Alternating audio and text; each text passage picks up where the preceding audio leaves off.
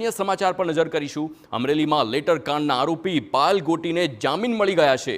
કોર્ટે પાયલ ગોટીને જામીન પર મુક્ત કરી છે, તે મહત્વના સમાચાર સામે આવ્યા છે।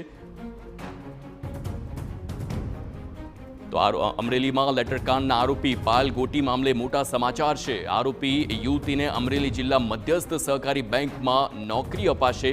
સહકારી બેંકના દિલીપ સંઘાણીને કરવામાં આવી હતી રજૂઆત અને જિલ્લા મધ્યસ્થ સહકારી બેંકના ચેરમેન દિલીપ સંઘાણી દ્વારા આ નિર્ણય લેવામાં આવ્યો છે।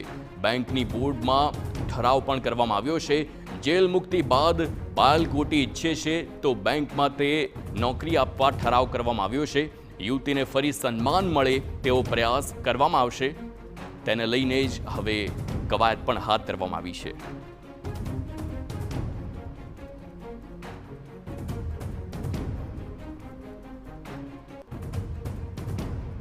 સંવાદદાતા જયદેવ જોડાઈ ગયા છે ફોનલાઈન પર। જયદેવ, જે યુવતી હતી તેનું સરઘસ કાઢવાની વાત હતી, હવે જામીન મળી ગયા છે અને બેંકમાં નોકરી પણ મળી શકે છે, વધુ વિગતો?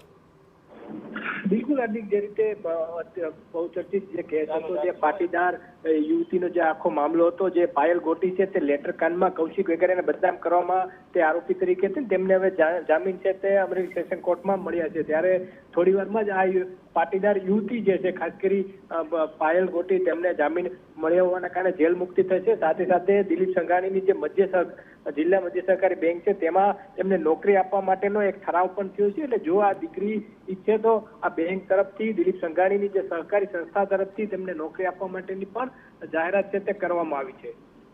આભાર જયદેવ સમગ્ર માહિતી બદલ।